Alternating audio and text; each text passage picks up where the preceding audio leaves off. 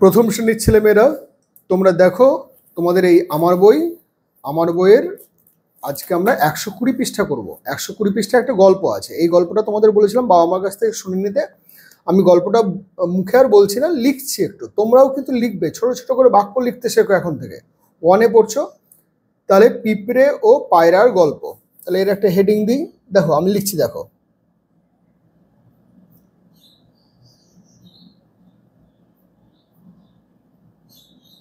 পিঁপড়ে ও পায়রার গল্প। এগুলো একটু সময় নিয়ে পড়তে বসবে।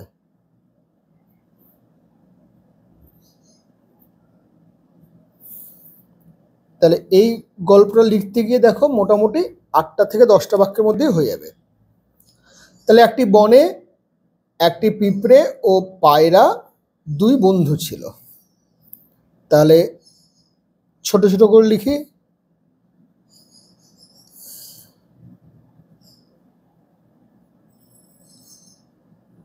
একটি বনে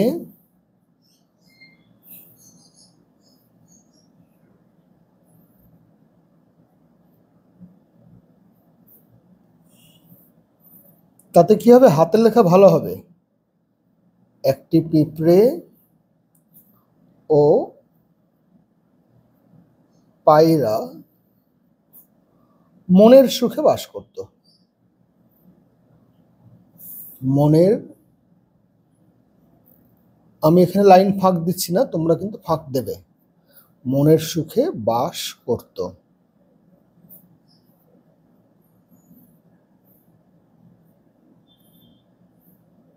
তারপরে কি হলো, এই ছবিটা দেখো। এই ছবিটা দেখে কি মনে হচ্ছে, পিঁপড়েটা উপর থেকে পড়ে গেল, তাই তো?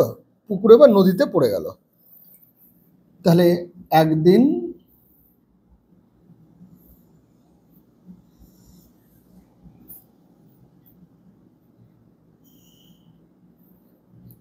পিঁপড়েটি বা টা, যা খুশি, পিঁপড়েটি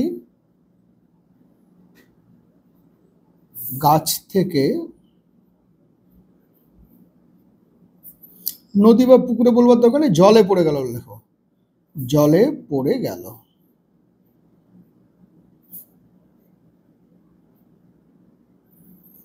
এবার দেখছি বন্ধু জলে পড়ে গিয়েছে, তার জন্য এখানে ছবিটা দেখে কি মনে হচ্ছে, পায়রাটা একটা পাতা, এখানে দেখো ছবিটায় একটা পাতা পিঁপড়ের দিকে ছুঁড়ে দিল। তাহলে বন্ধুকে বিপদে দেখে, বন্ধুকে জলে পড়তে দেখে বা বন্ধুকে বিপদে পড়তে দেখে যা খুশি তাই লিখতে পারো। তাহলে বন্ধুকে বিপদে পড়তে দেখে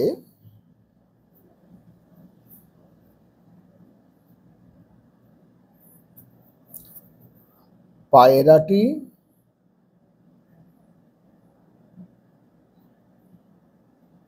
তার দিকে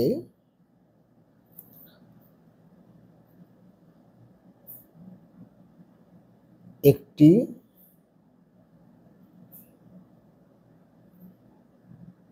পাতা ফেলে দিল।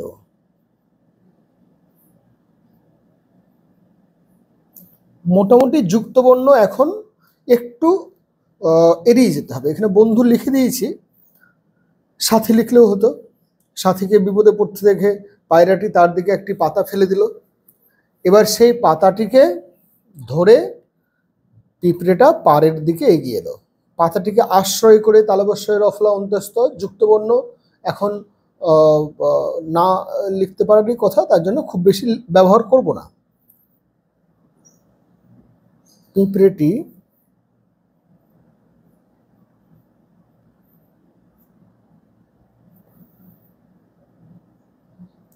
পাতায় চড়ে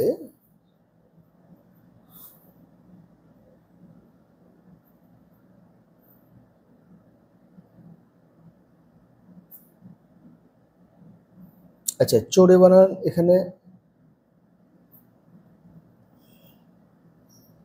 চড়ে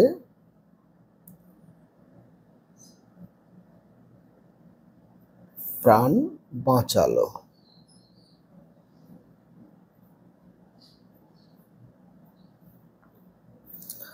তারপরে কি হচ্ছে দেখো, একটি ব্যাধ একদিন পায়রাটিকে শিকার করার জন্য বেশ তীর-ধনুক একদম তাক করেছিল। তাহলে কি হলো, এবার প্যারাগ্রাফ চেঞ্জ করো, অন্য একদিন, এটা একদিনের ঘটনা মিটে গেল। অন্য একদিন এক শিকারী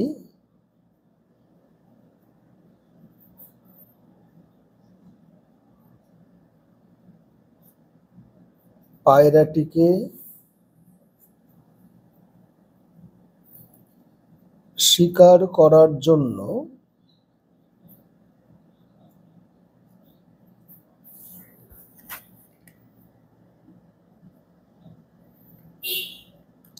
তীর ধনুক নিয়ে হাজির।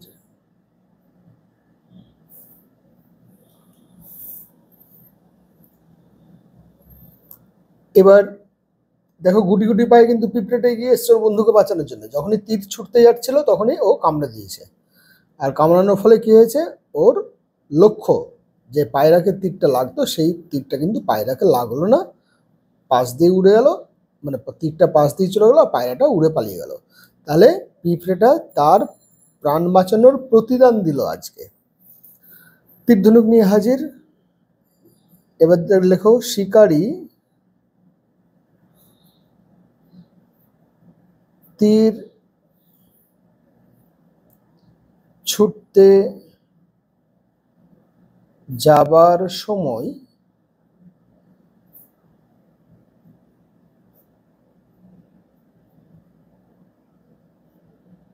পিঁপড়েটি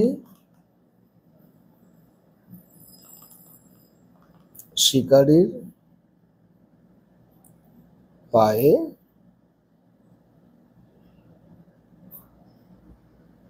কামড় দেয়।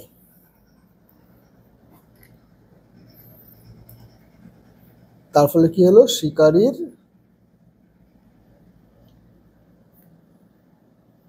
তীর পায়রার গায়ে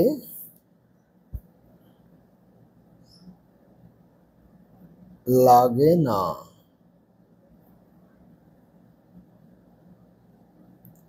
পায়রাটিও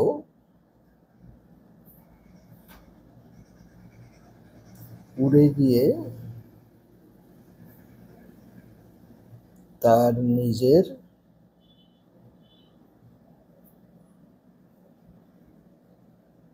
প্রাণ বাঁচায়। এরপরে আমরা একটা নীতি কথা লিখব।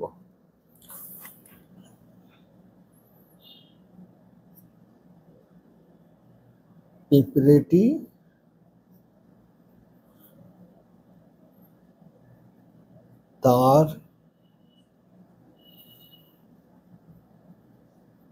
তার চন্দন দেওয়ার দরকার নেই, তার প্রাণ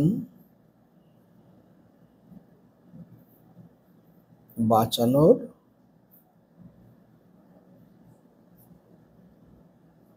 প্রতিদান হিসেবে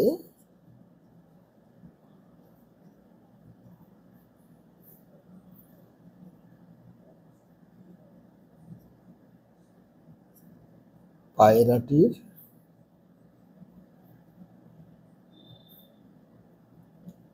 জীবন বাঁচিয়ে দিল। এবার নীতি কথা, এই গল্পটার থেকে তোমরা কি শিখলে? যে উপকারীর উপকার ভুলতে নেই। উপকারীর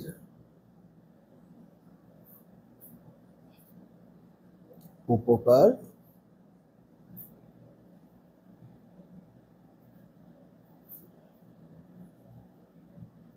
ভুলতে নেই। তাহলে এরকম করে ছোট ছোট করে, হয়তো তোমার এটা মনে হচ্ছে ছোট নয়, তোমার পক্ষে ওয়ানে যারা পড়ছে তাদের পক্ষে এটা প্রায় 1 ঘন্টার কাজ, কিন্তু আপনি বাবা বা মা হিসেবে বাচ্চার পাশে বসুন, তাকে ছোট ছোট করে বাক্য বলতে দিন, ও তারপর বানান ভুল করবে, আমাদেরই বানান ভুল হয়ে যায় মাঝে মধ্যে, তো ওদের বানান ভুল হবে, বানান ঠিক করে দেবেন। শিকারি বানান আগের থেকে বলে দেবেন। বারবার বারবার বারবার লিখতে লিখতে শিকারি, পায়রা, প্রাণ, বাঁচানো, প্রতিদান, জীবন, এই যা কিছু বানান আছে, যে বানানগুলো সচরাচর ওরা লেখে না, সেই বানানগুলো ওরা লিখতে শিখবে। তাহলে আজকে এই পর্যন্তই, এই গল্পটা হয়ে গেল। এরপরে আবার অন্যদিন অন্য পড়া।